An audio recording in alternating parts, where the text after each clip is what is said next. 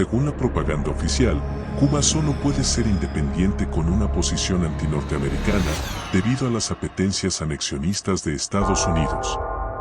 Para demostrarlo, uno de los ejemplos utilizados es la intervención militar estadounidense en la Guerra de Independencia contra España.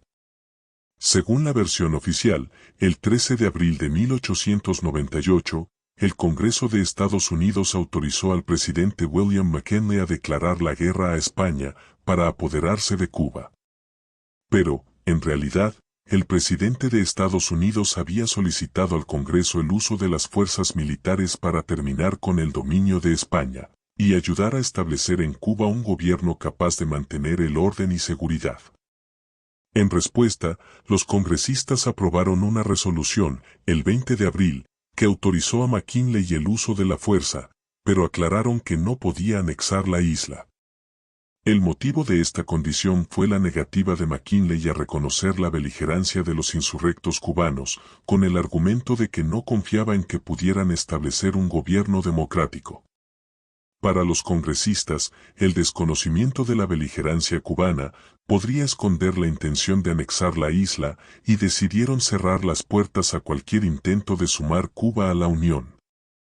El encargado de redactar esta posición fue el senador Henry Teller, quien propuso una enmienda muy específica en cuanto al papel de los militares.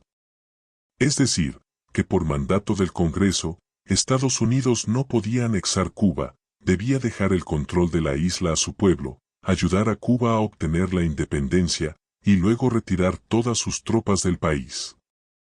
La enmienda fue respaldada por diferentes razones, una de ellas las posiciones legítimas contra el colonialismo. Pero también había intereses económicos, porque la anexión de Cuba, productora de azúcar, significaría un golpe demoledor para los productores norteamericanos. Además, la incorporación a la Unión preocupaba a otros grupos, por razones racistas y religiosas, ya que parte de la población cubana estaba constituida por negros y católicos.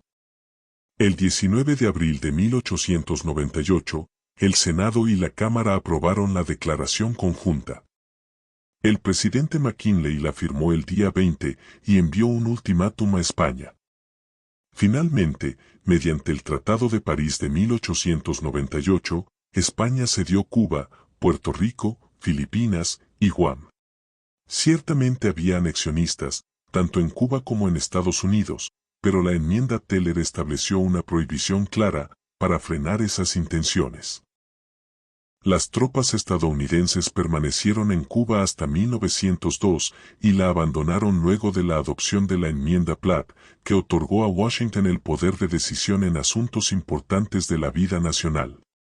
La enmienda Platt fue derogada el 29 de mayo de 1934, y los cubanos pudieron ejercer todo el poder, como previó la enmienda Teller, que constituyó una garantía de la independencia, lejos de ser una declaración engañosa, como dice la historiografía oficial. Porque, si nos atenemos a los hechos, hay suficientes elementos para considerar que Estados Unidos no quería, ni quiere, la anexión de Cuba, una amenaza convertida en justificación de la posición antinorteamericana. Como explicó Fidel Castro, en una nota a su secretaria, cuando todavía estaba en la Sierra Maestra, 6 meses antes de tomar el poder por las armas. Celia, al ver los cohetes que tiraron en casa de Mario, me he jurado que los americanos van a pagar bien caro lo que están haciendo. Cuando esta guerra se acabe, empezará para mí una guerra mucho más larga y grande, la guerra que voy a echar contra ellos. Me doy cuenta que ese va a ser mi destino verdadero. Fidel.